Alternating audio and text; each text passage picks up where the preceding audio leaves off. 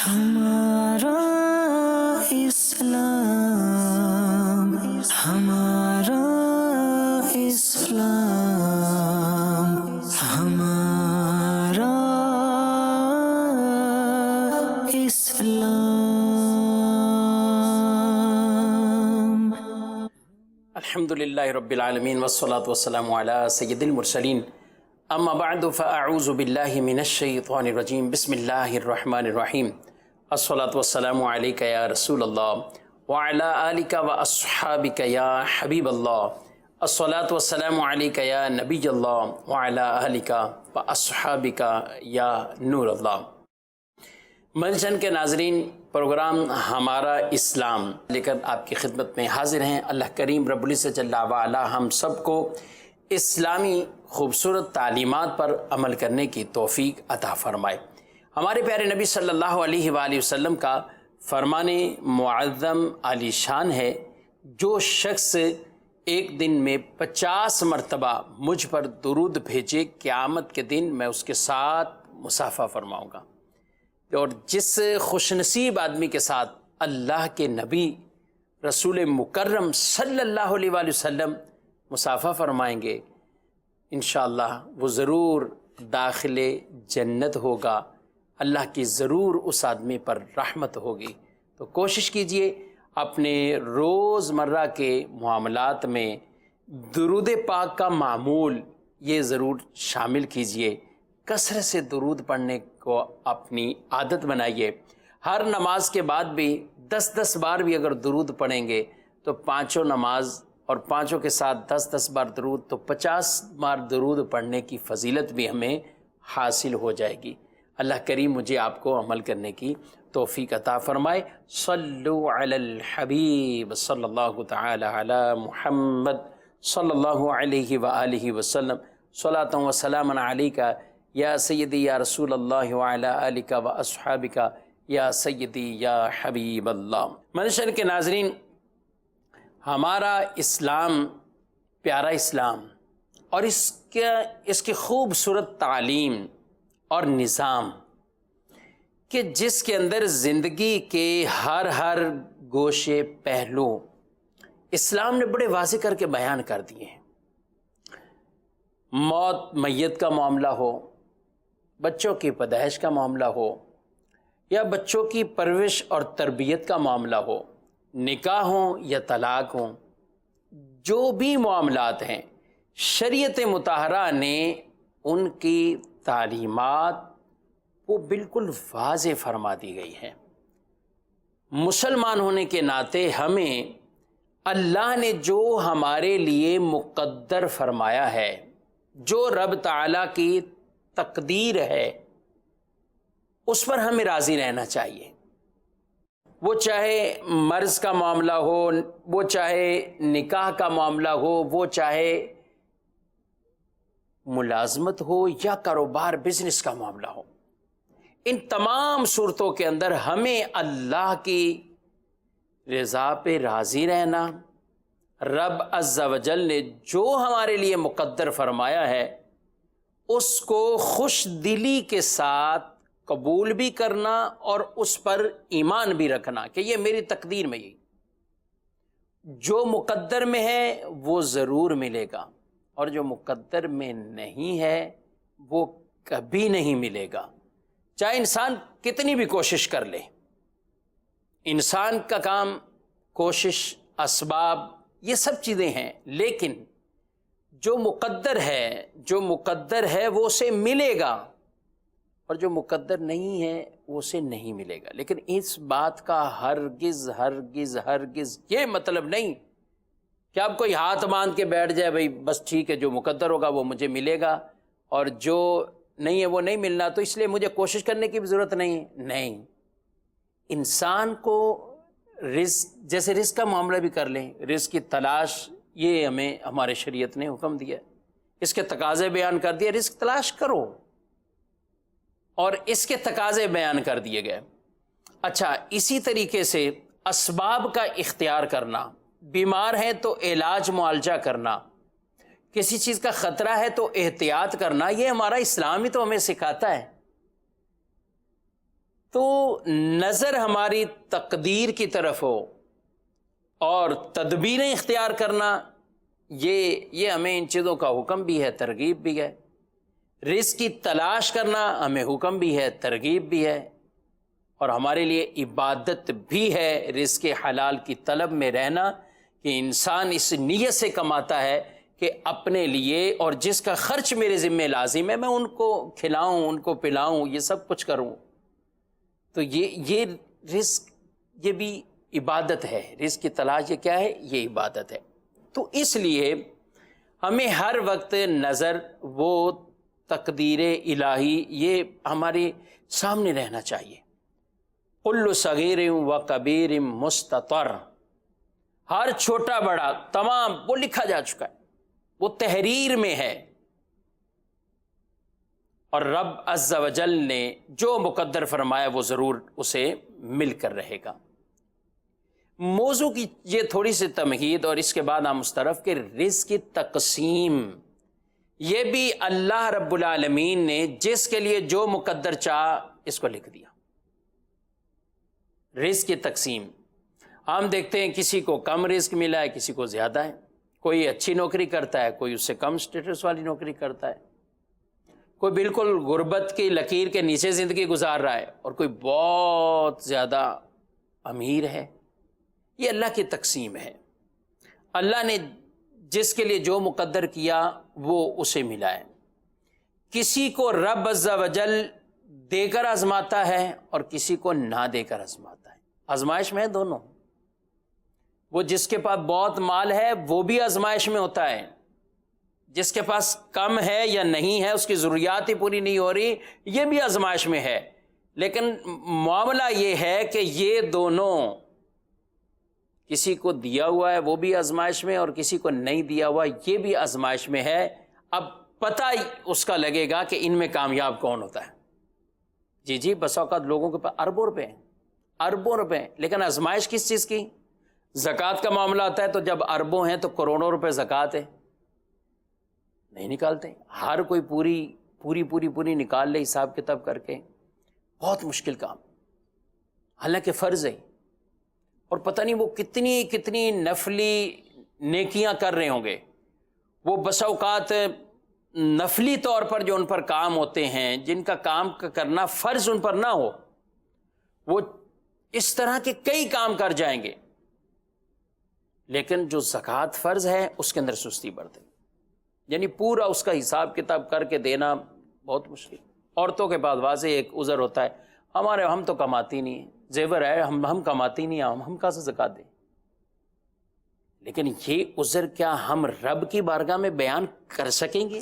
اپنے آپ کو مسجد کے ناظرین، میں اپنے لیے بات کر رہا ہوں اور آپ اپنے لیے بھی اس کو سوچیے سمجھیے کہ رب نے جو ہمارے اوپر فرائض رکھے، وہ چاہے نماز ہو، زکوٰۃ ہو، حج کا معاملہ ہو، رمضان کے روزے ہوں، یہ جتنے بھی فرائض ہمارے اوپر اس طرح اللہ رب العالمین نے رکھے، اسی طریقے سے یہ جیسے فرض پر عمل کرنا فرض ہے، اس طرح گناہ حرام کے کاموں سے بچنا بھی فرض ہے۔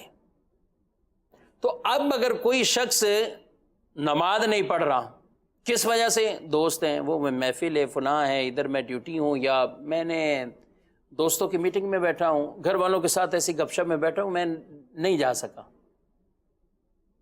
اچھا، یہ عذر عام آدمی کو تو بتا دیا، لیکن کیا یہ عذر ایسا ہے قیامت کے دن اللہ کے حضور یہ عذر پیش کر سکیں گے؟ اسی طرح زکوٰۃ، اسی طرح دیگر فرائض۔ اچھا، گناہ سے بچنا بھی فرض ہے۔ آج کسی سے پوچھا جائے تو بڑا آرام سے، دوست تھے، یہ وہ تھے، سب مل کے ہو گیا، کام ہو گیا۔ ارے بھائی، آپ اللہ کے بندے ہو، رب عز و جل کا خوف دل میں ہونا چاہیے۔ کیا یہ عذر قیامت کے دن چل جائے گا، بیان کیا جا سکے گا؟ ہرگز کوئی کسی میں یہ نہیں ہوگی ہمت، طاقت کہ وہ اس دن اس طرح کی باتوں کو وہ عذر بنا کر جو ہے وہ پیش کرے۔ تو اس لیے مدرسہ کے ناظرین، فرائض پر عمل اور گناہوں سے بچنا یہ بھی ہم پر ایسے لازم ہے کہ ہم فرائض پر عمل کریں تو خوش دلی سے کریں، گناہ سے بچیں تو اللہ کے خوف اور ڈر، اللہ رب سے ڈرتے ہوئے ہم گناہ سے بچیں۔ مخلوق کے ڈر سے تو لوگ بچتے ہیں، لیکن اللہ کے ڈر سے جو گناہ سے بچتا ہے اس کے پھر انعامات، اس کے انعامات رب کی بارگاہ میں بہت زیادہ ہیں۔ وَلِمَنْ خَافَ مَقَامَ رَبِّهِ جَنَّتَانِ، جو اللہ کے حضور کھڑے ہونے سے ڈر جاتا ہے تو کیا ہے، 2 جنتیں اسے عطا فرماتا ہے، 2 جنتیں عطا فرماتا ہے۔ تو یہ ہر ایک آدمی کی ذمہ داری ہے۔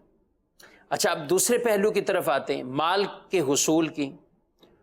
تو مال کے حصول 2 طرح کے ہیں۔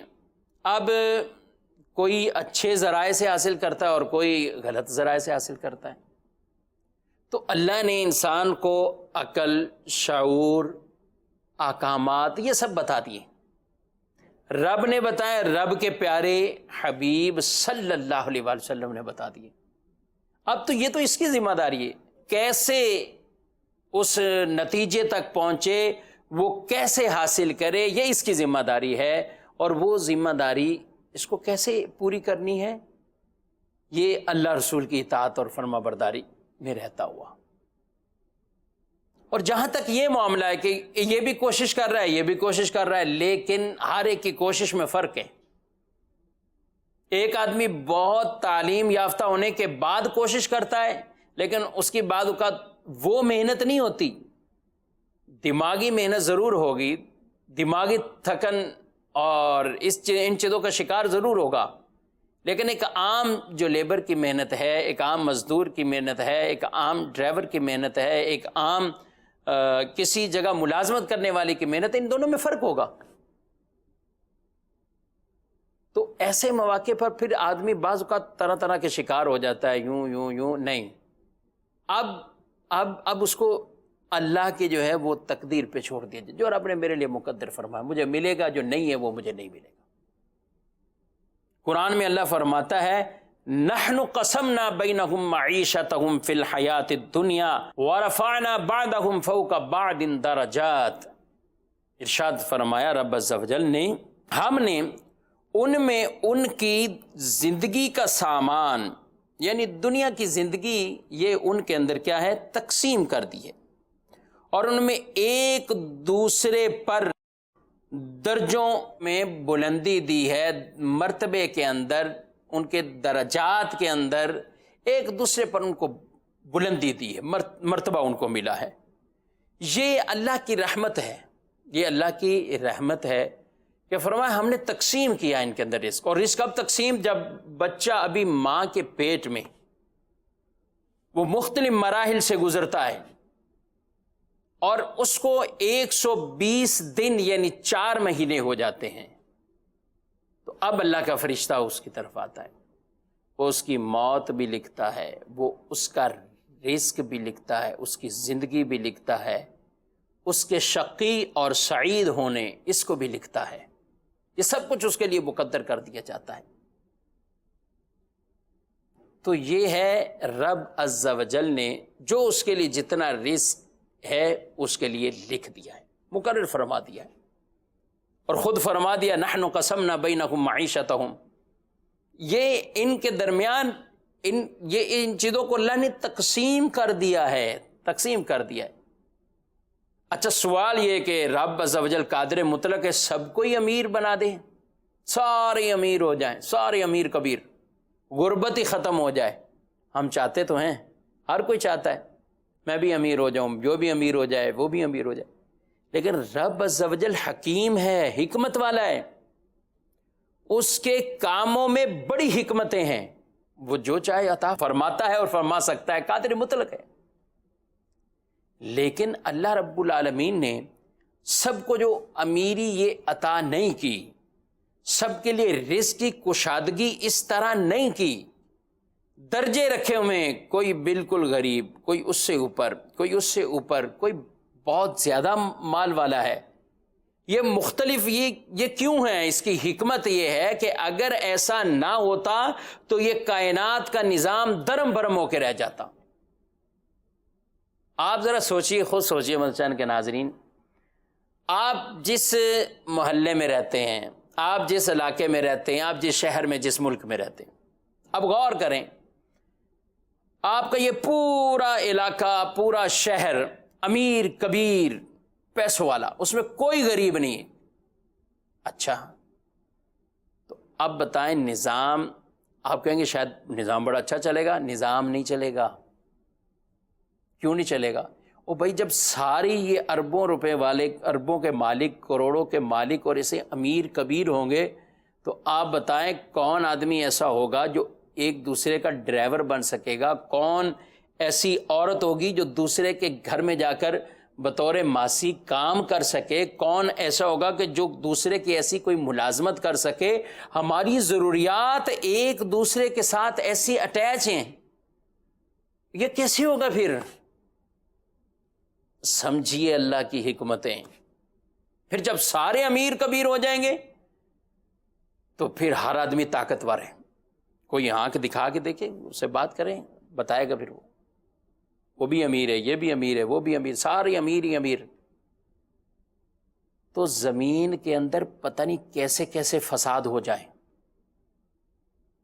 تو اللہ رب العالمین نے یہ رزق کی تقسیم کے اندر بھی یہ مختلف درجے رکھے، اس میں بھی ہزاراں حکمتیں ہیں. تبھی تو یہ نظام چل رہا ہے، تبھی نظام چل رہا ہے. رب قرآن میں ارشاد فرماتا ہے وَلَوْ بَسَطَ اللَّهُ الرِّزْقَ لِعِبَادِهِ لَبَغَوْا فِي الْأَرْضِ وَلَكِنْ يُنَزِّلُ بِقَدَرٍ مَا يَشَاءُ إِنَّهُ بِعِبَادِهِ خَبِيرٌ بَصِيرٌ. اللہ ارشاد فرماتا ہے کہ اگر اللہ سب بندوں کا رزق وسیع کر دیتا تو ضرور زمین میں فساد پھیلاتے، لیکن وہ اندازہ سے اتارتا ہے جتنا چاہے، بے شک وہ اپنے بندوں سے خبردار ہے اور انہیں دیکھتا ہے. تو اگر زمین سب امیر ہوتے تو پھر بھی فساد ہوتے، اس لیے سب کو امیر نہیں رکھا، اور سارے غریب بھی نہیں ہیں. امیروں کو مال دے کر یوں آزمایا ہے کہ یہ تمہارے پاس مال ہے، وَمِمَّا رَزَقْنَاهُمْ يُنْفِقُونَ، ہم نے دیا ہے تمہیں اور ہمارے دیے ہوئے سے خرچ کرنے کا حکم دیا گیا ہے.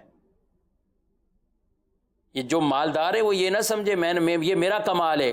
یہ آپ کا کمال نہیں ہے. آپ کے گھر 5 بھائی ہیں، 4 بھائی ہیں، 3 بھائی ہیں، ان میں سے آپ کو کوئی خاص پھول نہیں لگے ہوئے کہ آپ کا معاملہ بہت اوپر چلا گیا اور دوسرے بھائی وہ غربت میں ہیں. اس کو اللہ کا فضل جانیے کہ اللہ نے آپ پر فضل کیا، آپ کو دے کر آزمایا ہے اور کسی دوسرے کو نہ دے کر بھی آزمایا ہے. اب یہ اس چیز سے آپ دیکھیے، اور یہ ہے کائنات کا پورا نظام جس سے چلے گا کہ امیر آدمی پھر ملازمت میں بھی کسی کو رکھتا ہے، ڈرائیور بھی بناتا ہے، اپنا دکان پہ بھی رکھتا ہے، گھروں پہ کام کاج کرنے والی خواتین ماسیاں جو ہوتی ہیں وہ کام کرتی ہیں. تو یوں ان کے گزر بسر ہوتے ہیں. تو امیری اور غریبی، یعنی اس کے اندر بھی رب کی کئی ایسی حکمتیں ہیں. قربان جاؤں اللہ کی حکمتوں پر اور رب کی اس تقدیر پر اور رب کی اس رزق کی تقسیم پر کہ جس کی وجہ سے یہ کائنات کا نظام وہ چل رہا ہے. حامد شان کے ناظرین، یہ ضرور دیکھنا چاہیے ہمیں. ہم بس اوقات ان چیزوں کی طرف توجہ کم کرتے ہیں. انشاءاللہ ساتھ ساتھ یہ بھی سلسلہ رہے گا. آپ کی کالز کافی ہوتی ہیں اور جمع بھی ہو جاتی ہیں، ان کے بھی جوابات دینے کی نیت ہے، اور انشاءاللہ ضرور ان کے جواب بھی وہ میں عرض کروں گا. اب چلیں کچھ کال لے لیتے ہیں، پھر اس کے بعد آگے بڑھتے ہیں. جی آپ سنائیے کچھ کالز. مفتی صاحب سے میرا سوال یہ ہے کہ اگر زکوٰۃ بندے کی فرض کریں کو اس نے 50,000 روپے زکوٰۃ دینی اور اس کے اپنا ریلیٹیو میں سے جو ہے وہ کچھ مستحق افراد ہیں بہن بھائیوں میں، وہ اس میں سے میکسیمم حصہ یعنی 75% ان کو دے دیتے ہیں اور 25% حصہ اس نیت سے روک دیتے ہیں کہ کچھ 1-2 مہینے کے بعد ان کو ضرورت پڑنی ہے. تو کیا وہ زکوٰۃ اس طرح اس نیت سے روک کے کہ ان کو 1-2 ماہ کے بعد ضرورت پڑنی تو اس وقت ان کو دے دوں گا، تو کیا یہ جائز ہے؟ اس طرح کیا جا سکتا ہے؟ اس کا جواب ارشاد فرما دیں. بہت اہم سوال ہے، بہت اہم سوال. بعض اوقات زکوٰۃ نکالنے والے یہ کرتے ہیں کہ زکوٰۃ نکال کر سائڈ پہ رکھ دیں اور وہ سمتے نکال دیں. یہ نکالی نہیں، ابھی تو آپ کے پاس رکھی ہوئی ہے، آپ کے اکاؤنٹ میں رکھی ہوئی ہے. زکوٰۃ نکالنے کا مطلب یہ ہے کہ آپ نے زکوٰۃ کی جو ادائیگی ہے اس کا مطلب یہ ہے کہ وہ اس حقدار تک پہنچا دی، وہ اس کا مالک بن گیا، اس کو دے دی، یہ ہے زکوٰۃ نکالنا۔ اب یہ جو آپ نے کہا کہ کچھ آپ کے قریبی ایسے ہیں کہ جن کے بارے میں آپ کو پتہ ہے اس کو ضرورت پڑے گی 2 مہینے بعد اور پھر یہ آ کر مجھ سے مانگے گا یا مجھے اس کو دینے ہیں، تو کچھ پیسے زکوٰۃ کے روک لیے جائیں۔ تو اب یہ 2 صورتیں ہیں۔ اب اگر کسی شخص کا سال پورا ہو چکا ہے، مثال کے طور پہ رمضان شریف میں اس کا 10 رمضان سال پورا ہو گیا، یہ اس کا سال کا آخری دن ہے، تو اب اس کو حکم یہ ہے کہ اب بھی 2 لاکھ زکوٰۃ ہے، یہ ادا کر دے پوری۔ اب یہ روکے گا نہیں کہ اس کے اندر 1.5 لاکھ ادا کی اور 50,000 بولے روک لوں اور پھر بعد میں یہ اس طرح دیتا ہوں، نہیں، یہ روکنا اس کا اب یہ جائز نہیں ہوگا، بلاوزر اس کی بالکل اجازت نہیں، یہ ان کو دے دے، یہ حقدار تک اس کا حق پہنچا دے، زکوٰۃ کی ادائیگی کرے۔ اچھا، بعض اوقات ہوتا ہے ایڈوانس کے اندر آدمی چل رہا ہوتا ہے، اور میں ایسے تمام ناظرین کو یہ مشورہ دوں گا کہ جب آپ چاہتے ہیں کہ سال کے بیچ میں ضرورت پڑتی رہتی ہے تو وہ کیا کرتے ہیں، پہلے پورا سال گزار لیتے ہیں، یعنی سکون سے بیٹھے رہتے ہیں، زکوٰۃ وغیرہ کچھ نہیں ادا کرتے۔ جب سال پورا ہو گیا رمضان میں یا کسی بھی مہینے میں، جو بھی اس کا مہینہ ہے، اب اس میں اماؤنٹ 1 لاکھ روپے بالفرض زکوٰۃ بنی تو وہ نکال کے بولیں گے یہ ہم نے سائڈ پہ رکھ دی، یہ زکوٰۃ ہماری ہے۔ اب کوئی آیا 5,000 اس کو، 5,000 اس کو، 10,000 50,000 یہ بانٹ رہے ہیں۔ میرے بھائی یہ تو آپ بانٹ رہے ہیں، لیکن اب آپ کا سال پورا ہو چکا ہے، اب تو آپ کو فی الفور ادا کرنی ہے، اب آپ کو روکنا نہیں ہے اس کو۔ ہاں، آپ یہ چاہتے ہیں کہ میں پورا سال دیتا رہوں، تو پھر آپ اپنی عادت ایڈوانس کی طرف لے کر آئیں، آپ ایڈوانس کی طرف لے کر آئیں۔ اب اس کا طریقہ کیا ہے؟ بالفرض کسی نے اس رمضان میں اپنی زکوٰۃ ادا کر دی جو پچھلا سال اس کا چلتا ہوا رہا تھا، اب ادا کر دی، اب اس پہ زکوٰۃ 2 لاکھ روپے بنتی ہے اس کی ادائیگی۔ تو اب یہ 2 لاکھ روپے جو اس نے وہ تو ادا کر دیے، اب آئندہ یہ ایڈوانس کے اندر بالفرض 50,000 روپے سائڈ پہ کر کے رکھ دیتا ہے، 1 لاکھ رکھ دیتا ہے، یا نہیں رکھتا، اپنے پاس ہی رکھتا ہے۔ اب کوئی اس کے پاس حقدار آتا ہے، جیسا کہ آپ نے کہا بہن بھائی، یہ کسی ایسے حقدار کو ضرورت پڑتی ہے اور وہ ہو زکوٰۃ کے ان مصاری میں سے، یعنی ان کو زکوٰۃ دی جا سکتی ہے، تو ٹھیک ہے، 10,000 اٹھا کے دے دیا، 15 اٹھا دے دیا، 5 دے دیا، تو یہ پھر اپنے پاس نوٹ کرتا رہے۔ اور پھر جب اگلا سال آتا ہے رمضان کا، جو اس کی تاریخ بنتی ہے، چاہے رمضان ہو، شعبان ہو، رجب ہو، کوئی بھی ہو، جو اس کا سال پورا ہونے کی تاریخ ہے، تو اب یہ کیا کرے، اب اس وقت حساب کر لے۔ زکوٰۃ 2 لاکھ تھی اس پر، اس نے پورا حساب کیا، 1,60,000 روپے اس کے ادا ہو چکے ہیں سال کے دوران، 40 اس پر مزید ہیں، وہ نکالے اور اپنی زکوٰۃ سے یہ بری ذمہ اور فرض اس کا پورا۔ اور یہ بڑا اچھا طریقہ ہے اس انداز سے کہ آدمی پر ایک طرح کا بوجھ بھی جو ہے وہ نہیں آتا، اور پھر اس کو بسا اوقات نکالنے میں مسائل نہیں ہوتے۔ بعض لوگ زکوٰۃیں جمع کرتے رہتے ہیں، کر جب زکوٰۃیں پوری ہو اتنی جمع ہو جاتی ہیں، یعنی ان کو ادا کرنا، تو پھر ان کے ساتھ مسائل آتے ہیں۔ ایک شخص نے کچھ شرعی مسائل کئی سال پہلے پوچھا، تو ایسے ہی معاملات ہے، اس کو پتا تھا کہ میرے گھر میں فلاں فیملی ایسی ہے جن کے بچیاں بھی بڑی ہوں گی، ان کی شادیاں ہونی ہیں، ظاہر ہے ان کے بھی خرچے کچھ نہ کچھ ہم نے کرنے، تو وہ کیا کیا، اس نے کئی سالوں تک اپنی کئی سالوں تک زکوٰۃ روکی رکھی۔ اب 6-8 سال تک زکوٰۃ روکے، اور 1 سال کی کم از کم 3 سے 4 لاکھ روپے زکوٰۃ بنتی تھی، اب روکے رکھی۔ اب 6 سال اگر گزرے ہیں تو 18 لاکھ روپے زکوٰۃ بنے۔ اب 18 لاکھ روپے نکالنا یہ مشکل، اولاً یہ کرنا بھی جائز نہیں تھا کہ وہ اپنی زکوٰۃ کو اتنا روک کر رکھیں، کیونکہ جب سال ختم ہو جاتا ہے زکوٰۃ کا اس کا، تو اب تو نکالنا اس پر لازم ہے، اب روکنا جائز نہیں اس کے لیے، اب ادائیگی کرے فی الفور، لیکن وہ رکھے اس نے۔ اب ہوا کیا کہ جب یہ 18 لاکھ ہے تو 18 لاکھ ادا کرنا مشکل ہو گیا۔ کیسے تھے 18 لاکھ؟ اچھا، وہ شادیوں کا معاملہ آیا تو دوسری مین غلطی یہ کر دی کہ اس کے اندر کوئی پیسے شادی ہال کی مد میں خرچ کر دیے، کچھ کچن والے کو دے دیے، کھانے پینے میں لگا دیے، کچھ ادھر لگائے کچھ ادھر لگائے، یہاں تک کہ 18 لاکھ روپے میں جو 9-10 لاکھ اس نے خرچ کیے ہیں، اور اس نے اپنا مائنڈ بنا لیا ابھی میں غریب کی شادی ہو رہی ہے تو میں کرا رہا ہوں، اس کی زکوٰۃ ادا نہیں ہوئی ہے، زکوٰۃ ادا نہیں ہوئی، زکوٰۃ ادا نہیں ہوئی۔ کیوں؟ وہ کہ زکوٰۃ تو شریف فقیر کو اس کا مالک بنانا ہے، اس کو دینا ہے، اس کی زکوٰۃ ادا نہیں ہوئی۔ اس طرح آپ نے شادی ہال کے مد میں پیسے جا کے دے دیے، آپ نے وہاں سے بھیج دیا کچن سے اتنا 1.5 لاکھ روپے کا کھانا بھیج دیا شادی میں۔ اور یہ خیال کرنا چاہیے، یہ شادیاں جو کراتے ہیں نا زکوٰۃوں کے پیسے سے، ان کو بڑا خیال کرنا چاہیے اس حوالے سے کہ واقعی وہ حقدار ہوں، اور پھر یہ اس حقدار کو پیسہ دے دیں جو زکوٰۃ کے ان مصارف میں آ رہا ہے، اب وہ خرچ کرتا ہے۔ اور ان چیزوں میں بھی خیال کر لیں، بعض اوقات شادی کرنے والے لوگ جو ہیں وہ 10-12 سے رابطے میں ہوتے ہیں، وہ اتنوں سے لے لیتے ہیں، ہم سمجھ رہتے ہیں ہم تو 50,000 ہی دے رہے ہیں، ہم تو 1 لاکھ ہی دے رہے ہیں، 1 لاکھ میں کہاں شادی ہوگی۔ لیکن ہوتا یہ کہ اگر 10-12 سے اس طرح اس نے پہلے سے ہی جمع کر رکھا ہے، میرے بھائی کئیوں کی زکوٰۃ بعض اوقات اس طرح ضائع ہو رہی ہوتی۔ تو زکوٰۃ یہ مالدار آدمی پر فرض ہے، تو اس کو احتیاط سے ادا بھی کرنا ہے، اس میں کوئی کس طرح کی کوتاہی نہ ہو کہ زکوٰۃ کے معاملے کے اندر اس کی زکوٰۃ ادا نہ ہو رہی ہو۔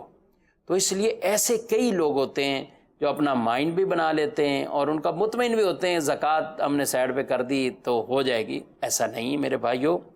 اس کے لیے علماء دین سے، دارالتحلیل سنت سے رہنمائی آپ ضرور لیتے رہا کریں۔ اللہ کریم ہمیں درست عمل کرنے کی توفیق دے۔ جی مزید کال سنائیں۔ کشمور سے بات کر رہا ہوں۔ میں 5 وقت نماز پڑھتا ہوں، تو فرض نماز کے بعد مجھے کوئی ایسا عمل بتائیں جس سے اعمال میں زیادہ اضافہ ہو، جیسے کہ ثواب میں اضافہ ہو، یہ مجھے بتائیں۔ فرض نماز کے بعد عمل میں کچھ ایسا عمل کرنا، تو سب سے پہلے تو عمومی طور پر بعض مساجد میں ذکر جو ہے وہ بلند آواز سے کیا جاتا ہے، تو یہ بھی کرنا جائز ہے، لیکن آواز اتنی ہو کہ کسی کے نمازی کی نماز میں خلل واقع نہ ہو۔ اچھا، دوسری اس کے ساتھ یہ ہے کہ آیت الکرسی، جو آدمی فرض نماز کے بعد آیت الکرسی کو اپنا معمول بناتا ہے، اس کے لیے ارشاد فرمایا گیا کہ جنت اور اس کے درمیان صرف موت حائل ہے، یعنی موت واقع ہوگی اللہ اسے جنت عطا فرمائے گا۔ تو یہ انداز اختیار جو ہے وہ کرنا چاہیے کہ آیت الکرسی بھی پڑھیں۔ آج ہمارا موضوع بھی رزق کے تقسیم کے حوالے سے، تو رزق میں برکت کے لیے بڑے لوگ پوچھ رہے ہوتے ہیں کہ رزق میں برکت ہونا تو ایسا بھی کوئی وظیفہ ہو، تو ایسا بھی وظیفہ ہے۔ آپ پہلی بات تو سورہ واقعہ پڑھیں۔ سورہ واقعہ جس جگہ یعنی جس گھر میں پڑھی جاتی ہے، ہر روز پڑھنی ہے، وہ فقر سے محفوظ رہے گا، تنگ دستی سے محفوظ رہے گا۔ سورہ واقعہ آپ اس انداز سے اس کو آپ پڑھتے رہیں، اپنی بچیوں کو، اپنے بچوں کو اس کی تعلیم دیں، تو سورہ واقعہ آپ ضرور پڑھیں۔ حضرت عبداللہ بن مسعود رضی اللہ عنہ، ان کا انتقال جب ہونے لگا، قریب تھے، یعنی ایسی کیفیت ہوگی، بیمار بھی تھے، تو حضرت عثمان غنی رضی اللہ عنہ ان کے ہاں گئے، تو انہوں نے کہا کہ اگر آپ فرماتے ہیں تو آپ کی بچیوں کے لیے کچھ ایسا وظیفہ مقرر کر دیا جائے، تو آپ نے فرمایا نہیں، اس کی حاجت نہیں۔ کیا کیوں؟ کہا میں نے انہیں سورہ واقعہ کی تعلیم دے دی ہے، میں نے انہیں سورہ واقعہ کی تعلیم دے دی، سکھا دی پڑھنا، اور میرے محبوب آقا صلی اللہ علیہ وسلم نے یہ فرما دیا ہے کہ جو یہ پڑھتا ہے اس سے فقر دور ہو جاتا ہے، اس کو کبھی تنگ دستی اور فقر والا معاملہ نہیں آئے گا۔ تو یہ ہے، توکل بھی ہے اور بھروسہ بھی ہے۔ وظیفے ہم ضرور پڑھتے ہیں، لیکن بعض اوقات دل میں اس طرح کی کیفیات نہیں ہوتی، ارے یقینی کیفیت کے ساتھ پڑھا کریں، تو یہ انداز اختیار کریں۔ نبی کریم صلی اللہ علیہ وسلم کے بعد پاس ایک آدمی آیا، کہتا ہے یا رسول اللہ صلی اللہ علیہ وسلم، مجھ سے دنیا روٹ چکی ہے، مجھ سے دنیا روٹ گئی ہے، آپ کچھ ارشاد فرمائیں، یعنی مالی طور پہ کمزور ہوں۔ تو فرمایا تم وہ تسبیح نہیں کرتے جو فرشتوں کی تسبیح ہیں، وہ تسبیح نہیں کرتے؟ تو عرض کرنے لگے یا رسول اللہ صلی اللہ علیہ وسلم کون سی تسبیح؟ تو فرمایا صبح کے وقت اس کو پڑھنے کے لیے 100 بار سبحان اللہ و بحمدہ سبحان اللہ العظیم استغفر اللہ، یہ ایک بار ہوا، پھر پڑھتے جائیں، پھر پڑھتے جائیں، پھر پڑھتے جائیں، تسبیح لینے 100 مرتبہ اس کو پڑھیں۔ وہ صحابی چلے گئے، چند دن انہوں نے پڑھا، یہ وظیفہ کیا، تو کہتے ہیں اللہ نے اتنا مال دیا، اتنا مال دیا کہ وہ پھر آ کر کہتے ہیں یا رسول اللہ صلی اللہ علیہ وسلم اتنا مال مجھے ملا ہے کہ اب مجھے یہ سمجھنا تھا کہ وہ سنبھال کے کہاں رکھوں، اللہ اکبر، اس کو سنبھالوں کیسے؟ یعنی اتنا اللہ نے رزق اس پر وسیع کر دیا۔ اب امام اہل سنت اعلیٰ حضرت علیہ رحمہ آپ نے اس کے حوالے سے جو فرمایا کہ یہ تسبیح کب پڑھیں، فرمایا جب صبح آپ فجر کی نماز کے لیے اٹھتے ہیں، فجر کی سنتیں پڑھیں، بہتر یہ کہ سنت پڑھ کر اب فرضوں کے درمیان آپ یہ تسبیح پڑھیں، پھر فرض پڑھیں۔ مردوں کے لیے جماعت کے ساتھ وہ پڑھتے ہیں تو یہ اس انداز سے۔ پھر فرمایا کہ اگر کوئی عدد کم ہے اور جماعت کھڑی ہو رہی ہے تو بھائی جماعت میں شامل ہو جائیں، تو جماعت کے بعد آپ اس عمل کو کر لیجئے، ورنہ آپ سنت اور فرض کے درمیان اس عمل کو آپ پورا کریں۔ تو یوں کوشش کریں، گھر میں خواتین پڑھتی ہیں تو وہ چونکہ ان کو نماز گھر میں ہی پڑھنی ہوتی ہے تو وہ اپنی ان کو سنت پڑھیں، اس کے بعد یہ وظیفہ پڑھ لیں 100 مرتبہ، اور پھر آپ اپنے فرض پڑھ لیجئے۔ تو اس توکل کے ساتھ، بھروسے کے ساتھ، یقین اعتقاد کے ساتھ جب ہم اسے پڑھیں گے تو انشاءاللہ العزیز اس کی برکتیں ملیں گی، اور ضرور انشاءاللہ رزق کے اندر بھی اضافہ ہوگا، اللہ محتاجی سے محفوظ فرمائے گا۔ لیکن مسئلہ یہ ہوتا ہے کہ ہم یہ چاہتے ہیں، بس اوقات ہمارا مائنڈ یہ بنا ہوا ہے بس کوئی مولانا صاحب پھونکا مار دے، کوئی پیر صاحب ایسا دم درود کر دے، میرے کو کچھ نہیں کرنا پڑے۔ آپ وظیفہ تو بتا رہے ہیں حضرت صاحب، تو آپ فجر کے لیے اٹھنے کا بھی تو کہہ رہے، تو بھائی فجر فرض ہے، نماز تو پڑھنی ہے میرے بھائی۔ اگر آپ نہیں پڑھتے تھے توبہ کریں اللہ کی بارگاہ میں، اٹھیے۔ رمضان میں سحری کے اندر الارم لگاتے تھے تو اب اس الارم کو بند نہ کریں، اس کو فجر پہ سیٹ کریں۔ اگر بند کر دیا تو آج ہی اس کو ٹھیک کریں۔ نماز قضا کرنا جان بوجھ کر، اس طرح کی غفلتیں برتنا یہ ہرگز جائز نہیں ہے، حرام ہے۔ ایک نماز بھی قصدن اس طرح وہ بلا اجازت شرعی کسی نے اگر کوئی ترک کی ہو، تو اس لیے ان چیزوں کا ہمیں خیال رکھیں گے۔ جب یہ خیال رکھیں گے تو اللہ رب العالمین بھی پھر اپنی رحمتیں ہم پر فرمائے گا، وبائیں ہم سے دور فرمائے گا، اور اللہ کریم اپنے خزانوں سے عطا فرمائے گا۔ وَمَن يَتَّقِ اللَّهَ يَجْعَل لَّهُ مَخْرَجًا وَيَرْزُقْهُ مِنْ حَيْثُ لَا يَحْتَسِبُ، جو اللہ سے ڈرتا ہے اللہ اس کے لیے راستے پیدا کرتا ہے اور پھر وہاں سے رزق دیتا ہے جہاں سے اسے گمان بھی نہیں ہوتا۔ اللہ کریم رب العزت جل وعلا ہم سب کو اس پر عمل کی توفیق دے۔ رب تعالی ہمارے بھی رزق حلال میں برکتیں عطا فرمائے، اور جو پریشان ہیں رزق کے حوالے سے اللہ کریم ان پر اپنی خصوصی رحمت کی نظر فرمائے، اور جن کو رب نے نوازا ہے، مالدار بنایا ہے، میں ان سے کہوں گا اللہ نے آپ کو دیا ہے، رب کی راہ میں دیجئے، بطور خاص ان حالات میں اپنے ارد گرد ضرور دیکھیے، اور کسی کو آرام سے جا کر اللہ کی رضا کے لیے آپ دیں گے، رب تعالیٰ آپ کو اس کا اجر و ثواب دے گا۔ مدنی چینل دیکھتے رہیں اور مدنی چینل کا ساتھ بھی دیتے رہیں۔ آمین بجاہ النبی الامین صلی اللہ علیہ وسلم۔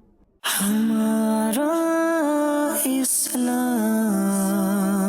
ہمارا